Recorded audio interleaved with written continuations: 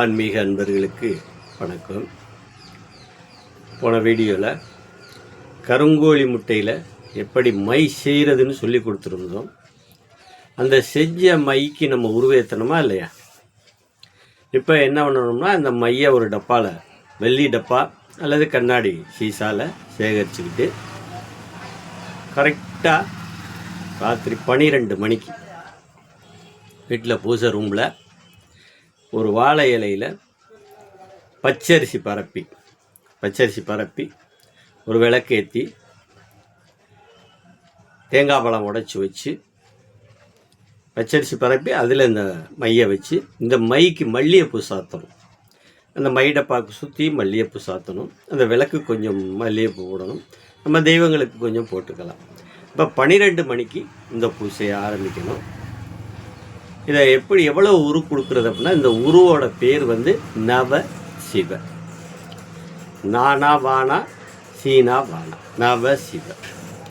இந்த உருவை எப்படி கொடுக்குறதுனா, கண்ணை மூடி நிதானமாக உட்காந்து முடிஞ்ச வரைக்கும் பத்மாசனம் போட்டுக்கலாம், சிவாசனம் போட்டுக்கலாம். ஒரு துணி விரித்து அதில் உட்காந்துங்க, சிகப்பு துணி விரித்து உட்காந்துக்கோங்க. ஒரு ஊதுவத்தி பற்ற வச்சுக்கோங்க. அந்த ஊதுவத்தியினுடைய முடிகிற வரைக்கும், இந்த ஊதுவத்தி எவ்வளவு நேரம் எரியுதோ அவ்வளவு நேரம் வரைக்கும் உரு கொடுக்கணும். கிழக்கு நோக்கி நாம் அமர்ந்துக்கணும். நமக்கு ஏற்ற மாதிரி இதை வச்சுக்கணும்.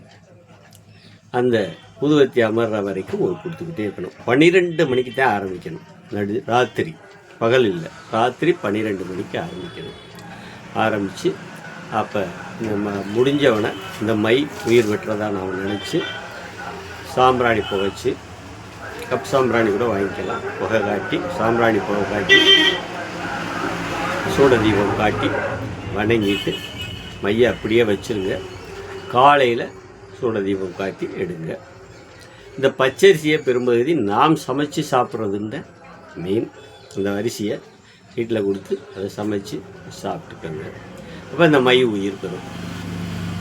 அப்போ எதிராளிக்கு கொடுக்கும்போது இந்த மையோட உருவை ஒரு 11 தடவை சொல்லி ஒரு வெத்தலையிலையோ அல்லது ஒரு சின்ன பேப்பர்லையோ கொஞ்சம் தான் கொடுக்கணும். ஒரு அதிகபட்சம் ஒரு மிளகளவு தான் கொடுக்கணும்.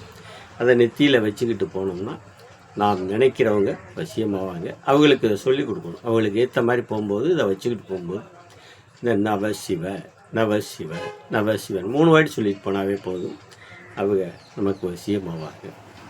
இப்போ இந்த பெரும்பகுதி ஆன்மீக பெரியவர்கள், ஜோதிடம் பார்க்க வருவது எல்லாருக்குமே இதைத்தான் பயன்படுத்துகிறாங்க.